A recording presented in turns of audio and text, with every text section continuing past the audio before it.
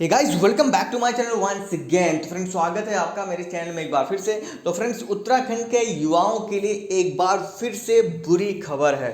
जी हाँ, मैं बात कर रहा हूँ उत्तराखंड में जो बेरोजगारी की दर है वो एक बार फिर अपने उच्चतम स्तर पर पहुँच गई है। अब ये कौन से आंकड़े हैं, कैसे हैं, उनके बारे में डिटेल में इस वीडियो में चर्चा करेंगे, तो आप हमारे साथ अंत तक बने रहिएगा। चलिए शुरू करते हैं। पहले कुछ आंकड़े जान लेते हैं जो कि सन 2022 के हैं। तो यहाँ पर आप देख सकते हैं जनवरी में 3.5%, फरवरी में 4.6 जो कि बढ़ गई।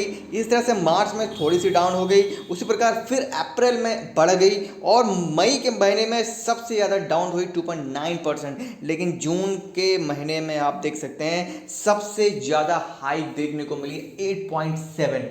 अब इसका कारण क्या है अगर हम जानने की कोशिश करेंगे, और जो वाणिज्य विशेषज्ञ हैं उन्होंने राय दी है, मतलब उन्होंने इस हाइक का कारण बताया है। एक्चुअल में आप इससे मतलब फैक्चुअल रखते हैं कि नहीं रखते हैं, मुझे कमेंट सेक्शन में बताना ज़रूर। इनका कहना है कि जो ये 8.9% हाइक हुई है बेरोजगारी में जून के मंथ में, उनका रीज़न ये है कि प्रमुख कारण कोविड-19 है। मुझे एक बात ये समझ में नहीं आती है कि कोविड-19 का रोना सरकारें कब तक रोएंगी। ठीक है, ये अब कोविड-19 हमारे जीवन का एक अहम हिस्सा हो गया है, लेकिन अभी भी अगर अपनी नाकामी छुपानी हो सरकारों को तो वो कोविड-19 का सहारा लेते हैं। आप क्या सोचते हैं, कमेंट सेक्शन में मुझे बताना जरूर। अगला पॉइंट इन्होंने क्या दिया है उसके बारे में बात कर लेते हैं। अब आंकड़ों के रूप में दिखाई दे रहा है, लेकिन कोविड-19 का इफेक्ट की बात कर रही है, ठीक है। और जो दूसरा रीजन इन्होंने दिया है कि मई और जून में परीक्षा फल आते हैं, ऐसे में बच्चे सेवायोजन कार्यालय में पंजीकरण कराते हैं, इसी कारण बेरोजगारी दर की वृद्धि दिखाई दे रही है।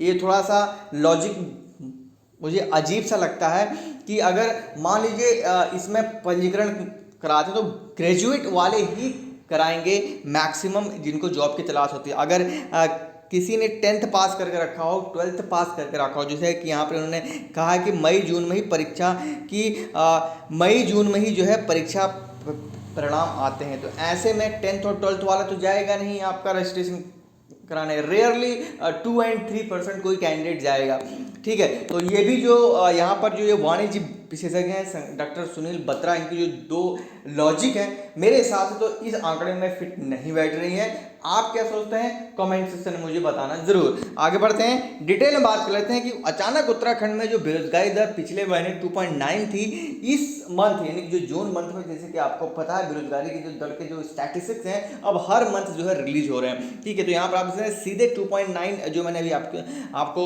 बताया कि मई में था, वो हाइक होकर सीधे 8.7 की स्तर पर चला गया, जो कि जो राष्ट्रीय स्तर की जो बेरोजगारी दर है वो 7.8 है। यानी कि उत्तराखंड की बेरोजगारी किस हिसाब से इतनी हाइक पर हो गई, आप क्या सोचते हैं मुझे कमेंट सेक्शन में बताना जरूर। तो आप देख सकते हैं centre for monitoring Indian economic जो इसकी मॉनिटरिंग करती है कि किस स्टेट में और पूरे नेशनल लेवल में कितनी अनएम्प्लॉयमेंट है, उसने जो है ये रिपोर्ट जारी की है। राष्ट्रीय स्तर पर बेरोजगारी दर बढ़ी है। देश में बेरोजगारी दर जो 7.1 थी वो बढ़कर 7.8 हो गई। इस तरह से तमाम स्टेट में जो इस तरह से बढ़ी है। तो ये हालिया रिपोर्ट आई है, इसमें जो बेरोजगारी दर सबसे ज़्यादा है वो है हरियाणा में, जिसमें 30.6, और राजस्थान उसके बाद आता है 29.8%, और फिर उसके बाद असम और बिहार का नंबर आता है। और जिस हिसाब से बेरोजगारी दर उत्तराखंड में बढ़ रही है वो दिन दूर नहीं जब उत्तराखंड सबसे टॉप में होगा, हालांकि इससे पहले टॉप कर चुका है उत्तराखंड, ठीक है।